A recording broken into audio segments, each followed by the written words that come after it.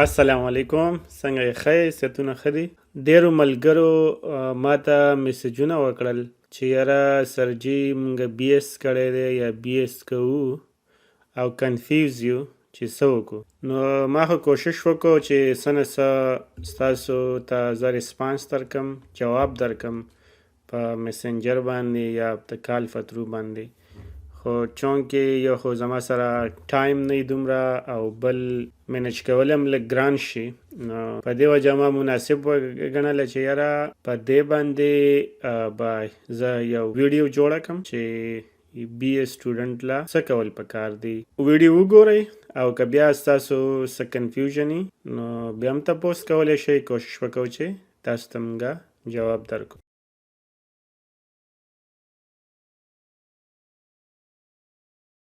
یو سټوډنټ لا څه پکار دي؟ نو دا ما چې کوم څومره سټوډنټس دي یا هغه ما په 3 کیټګریز کې ډیوایډ کړي دي بیسډ آن دیئر فیملی بیکګراوند.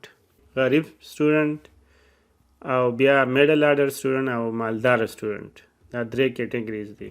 نو د غریب سټوډنټ او د مالدار سټوډنټس فیوچر چې کوم دی هغه تر ډیره حده پورې کلیر دی. غریب سټوډنټ له څه پکار دی بای چې هغه که فرض کا د هغه په کور کې د ګټې وټې څوک نه وي او د هغه خاندان ټول په هغه باندې ډیپینډنټ وي، نو هله به یې پکار ده چې پیسې ګټل شروع کړي. پیسې دې ګټي که هغه هر نمونه جاب کوي، ایون که لیبر جاب ولی نه وي، ګیلکاري کودایي وغیره ولی نه وي. دا نه چې تا ډیګري وکړله او ته بیا ناست یې چې یاره جاب به راته میلاو شي، ښه جاب به راته میلاو شي او ویټ کوي، ټایم ضایع کوي. نه، نو اول ستا دپاره څه شی دی؟ فیډ یور فیملی. ښه، بله کومه کیټګري چې کوم ده هغه د مالداره سټوډنټ ده، مطلب د هغه مور او پلار مالداره یې وسې کیږي او هغه ته هغه سره دا فکر نه چې یاره د پیسو یا د ټیوشن فی وغیره د دې غم نه وي. نو زه به دا ویم چې یو اره شهزاده، یو اره پرنس، تروره شهزاده یې او تاله چې کوم دی الله تعالی یو اپورچونټي درکړې ده، نعمتونه یې درکړي دي. نو بجای دی چې ته د مور او پلار پیسې استعمالوي او خرچه کوي او د هغوی نوم یوز کوي، پکار ده چې ته خپل نوم جوړ کړې او تاسو اپورچونټیز دي، تاسو ریسورسز دي، ته چې څه کول غواړې کولی شي. که هغه ته پی ایچ ډي کې، که ته بزنس کې، که ته څه سټارټ اپس کول غواړې، که ته څه سی ایس ایس یا پی ایم ایس کلیر کول غواړې، ډو اټ ناو. خپل یو نوم جوړ کړه. ښه، اوس به مونږ راشو د کم چې ورته وایي میډل آرډر، چې کم ته وایي درمیاني طبقه، چې هغه غریب سره وروره د عزت هم غمي، د هغه سره د خپل کور هم غمي او د هغه سره د فیوچر هم غمي چې زه به څه کوم. او دا طبقه چې کوم ده، these are the most confused people in the world او especially بیا په پاکستان کې. نو په میډل آرډر یا درمیاني طبقه چې کومه د سټوډنټانو ده هغه تقریبا میجارټي ده په پاکستان کې او موږ په خپل هم د داسې یو کیټګري نه راوتي یو. نو په دې کې هم بیا دا طبقه د میډل آرډر چې کوم سټوډنټس دي په 2 کلاسز کې ډیوایډ کړي دي او د هغه چې کوم یو A کلاس او B کلاس. نو A کلاس سټوډنټ چې کوم دی هغه که فرض کا د هغه ډریم چې یاره زه پی ایچ ډي وکړم د بهر ملک نه وکړم، نو هغه له پکار دی چې هغه خپل اسسمنټس وکړي او د اسسمنټ لپاره که فرض کا دا 3 خبرې هغه فولفل کولی شي، نو بیا دی هغه خپل چې کوم د پی ایچ ډي د بهر پی ایچ ډي ابراډ ډریم دی پوره کړي. اولنی دا چې باید د هغه اکیډمیک پروفایل د سکالرشپ د حاصلولو لپاره برابر دی او که نه، مطلب جی پی ای وغیره او دغه ګریډز وغیره دا څومره دي، آیا چې کوم بهر ملکونو کې منیمم ریکوایرمنټ د سکالرشپ لپاره دی په دې باندې ته پوره کیږي که نه. دویم بای آر یو ویلنګ to give one more year for preparation. ته د دې لپاره تیار چې تیار یو کال بل ورکې د سکالرشپ حاصلولو لپاره، مطلب چې ته په هغه کې ټیسټونه وکړې، آیلټس ټیسټ، جی آر ای ټیسټ وغیره چې څومره سکالرشپ، ایمیل رایټینګ، سی وي میکینګ، دا ټولې قصې چې کم دی دا ته یو کال دا ستانه غواړي، نو آیا ته د دې یو کال داسې ورکولی شي او که نه شي؟ یو خو دا خبره شوه. درېیمه دا خبره چې وایي ستا خاندان، ستا فیملی چې کوم ده، آیا هغه ته یو کال سپورټ کولی شي؟ مطلب چې ته جاب نه کوې، هیڅ هم نه کوې او صرف اپلایانې کوې، ټیسټونه ورکوې، تیاری کوې، نو آیا ستا فیملی یو کال یا یو نیم کال سپورټ کولی شي که نه دي شي؟ که فرض که ته په دې دریو خبرو باندې پوره خیجې، نو then you have to start pursue your PhD abroad dream. سو وکړه، بیا تیاری شروع کړه او نور قصې پیسې پرېږده، نور سوچونه موچونه پرېږده. نو یو کال بعد به انشاءالله زه تاله ګارنټي در کوم تاسو به د پی ایچ ډي دپاره آفر ځي په سکالرشپ باندې. ښه، بل په دې کې یو پوینټ دا چې بعضې سټوډنټس وایي چې یاره موږ پی ایچ ډي وکړو د پاکستان نه که ونه کړو، نو زه خو پرسنلی نه ریکمنډ کوم چې بای ته پی ایچ ډي د پاکستان نه وکړې. او د هغې ریزنز دا دي چې بای که ته پی ایچ ډي دا څه وړه ډیګري نه ده، دا یو غټه ډیګري ده، ریسرچ ډیګري ده، او په پاکستان کې خو زموږ مطلب د ریسرچ او هغه انوایرمنټ نشته دی. نو که فرض که ته پی ایچ ډي د پاکستان نه وکړه، نو وروسته به بیا مسله وي. هغه سټوډنټ چې که فرض که هغه د پی ایچ ډي د هغه د جاب ریکوایرمنټ یا د هغه ته پیسه ترقي میلاویږي یا هغه الریډي جاب کوي او شوري، بیا پی ایچ ډي د پاکستان نه وکړه. خو لکه پاکستان کې په خرچه راځي، سکالرشپ هم نه دومره، نو غټې پیسې لګول دي، نو ګرانه خبره ده د یو میډل آرډر سټوډنټ لپاره. ښه، دا خو شو به یو خبره چې که ستا د میډل ستا ډریم چې کوم دی هغه پی ایچ ډي د بهر ملک نه، نو دا خبره شوه، نو مطلب دی کې کنفیوژن ستا ختم شو. ښه، بیا که دا ستا ډریم چې کوم دی هغه بزنسي، بزنس کولی چې یاره بس ته د بی ایس ډیګري پوره وه، نور تعلیم نه کوم او زه بس اوس بزنس کول غواړم، نو بزنس دپاره به هم دغه درې چې کومې خبرې موږ د پی ایچ ډي دپاره وکړې، دا درې خو اول لازمي دي. څلورم به پکې زه دا ایډ کړم چې بهی تا سره د بزنس لپاره آیډیا شته که نشته، او دویم چې کوم دی انویسټمنټ ستا سره شته، بیک اپ انویسټمنټ د سره شته که نشته. که فرض که دا د سره یي، نو یا گو هیډ. او بیا چې کوم سکلز دی، مطلب که فرض که ته امازان کول غواړي یا چې کوم دی نور چې کوم څومره آنلاین بزنسز دي هغه کول غواړي، نو گو هیډ فار دیټ. خو چې باید په دې څلورو خبرې په دې باندې ته پوره راځي، ځکه بزنس کول چې کوم دی دا هم څه دغه خو نه دی چې باید ته بس بزنس سټارټ کو میاشت کې دنده به تا ته پراپټ را روان شي. نه، بزنس چې کوم دی ټیم اخلي، او دا چې ریسک چې کوم دی په دې کې نور زیات دی، 50% ریسک.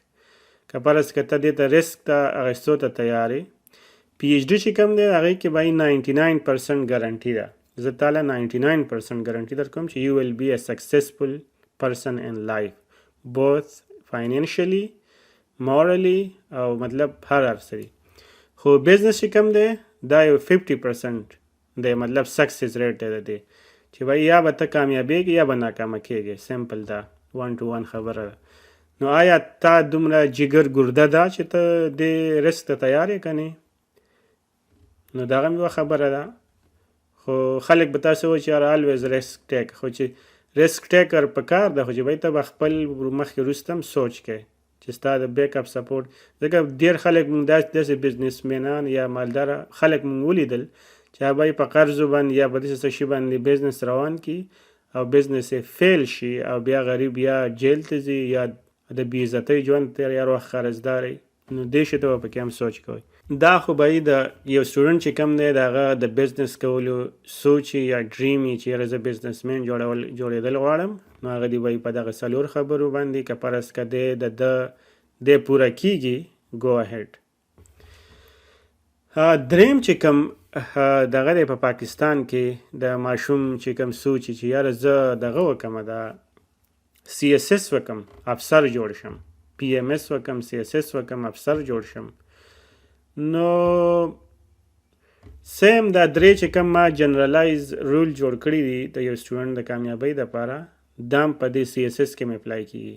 نو آیا ستا د سی اس اس قابل یې که نه، مطلب ستا پروفایل د سی اس اس قابل دی که نه دی، هغې بلا خبرې دي. سی اس اس ایکسپرټ نه یم، خو دغه بیا تاسو له پکار چې رهنمایي ووالئ. دویمه دا ستا فیملی تا سپورټ کولی شي که نه دی شي. او دریمه دا چې به ته ټیم نور ضایع کولی شي، مطلب 4 کاله ته په بي ایس کې تیر کړه، آیا ته کال 2 نور سی اس ایس له ورکولی شي که نه، ته دې ته قابل یې.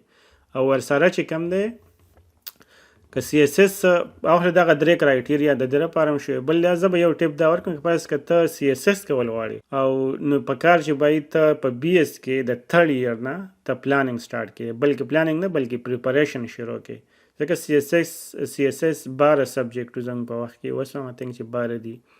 چې ته بي ایس کوې یا بیچلر کوې، تا 6 سبجیکټه ته کور کړي الریډي.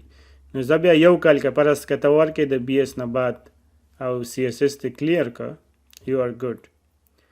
خو که پرس که تا بي ایس کړی او کال یې الریډي ضایع کړی او بیا د سی اس اس سوچونه کوې او کال 2-3 کاله په هغې کې ضایع کړې، نو داسې زما په خیال خپل ټایم ضایع کول دي.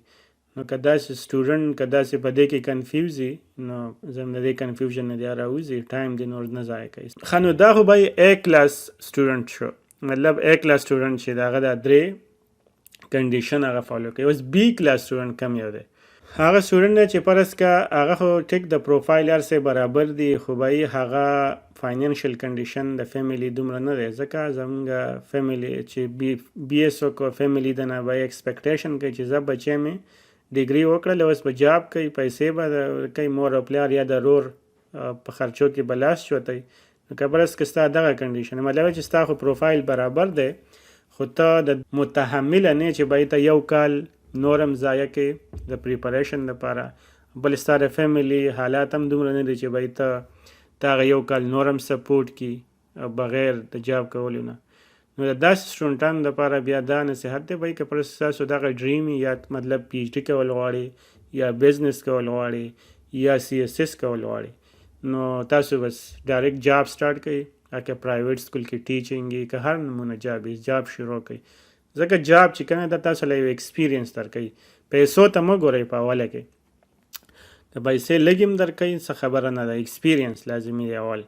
نو جاب شروع کړئ، نو هغې سره به یو دا چې تاسو خو به یو مورلی سپورټ میلاو شي د کور د طرفه چې زه بچي مې بي ایس یا ډیګري وکړه به جاب شو او څه خرچه چې کم دی، ځکه خپله خرچه هم چوتی دغه هم ډېره ده، ورسره چې کم دی دغه سټارټ که دا تیاری شروع که چې کم دا کم که پی ایچ ډي کول غواړي د هغې ورسره چې کم دی وایي ټایم بسه محنت به لږ ډېر کې، ټیم به نه لږ ډېر رلی، خو بیا به هم چې کم دی تاسو مطلب دا چې یا بزنس کې یا پی ایچ ډي کې یا سی اس اس کې بیا به هم تاسو خپل دا ډریم پوره کوئ، خو دې کې به تاسو نه څه لږ ټیم ډېر لګي. هیڅ خبره نه ده، کال 2-3 څه خبره نه ده د جاب سره. کنکلوژن څه شو بھائی چې پی ایچ ډي ده، بزنس ده، سی ایس ایس پی ایم ایس ده، دا 3 ډریمز دي پاکستان کې، صحیح ده.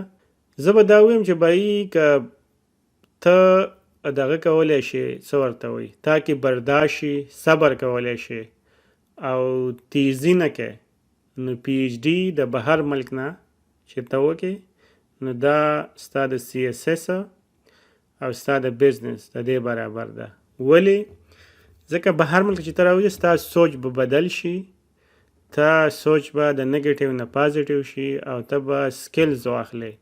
ته چې کم دی بیا وروره خپل پی ایچ ډي خو هسې چې تا وکړه تا د جاب څه مسله نشته دی بهر ملکونه کې که پاکستان کې حالت به خو دی ښه کې د پاکستان هم خو فی الحال بهر ملک تا ته ایزیلی چې کم دی هر ملک اپورچونټي درکوي. نو یو دا چې بای ستا به د دغه مسله ختمه شي، فیوچر دی سیکیور شو، 99% ستا فیوچر سیکیور شو.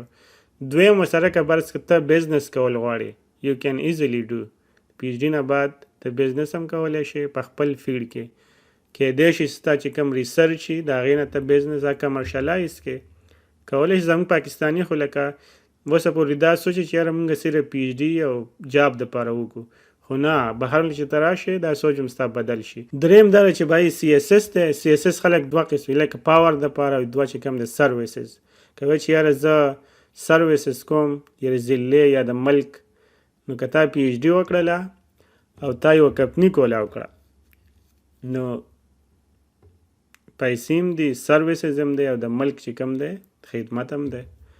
نو زما خو دغه کنکلوژن دی. باقي نور دا ټول تاسو په تاسو ډیپینډ کوي بھائی د ډیسیژن از یو آر فری پیپل.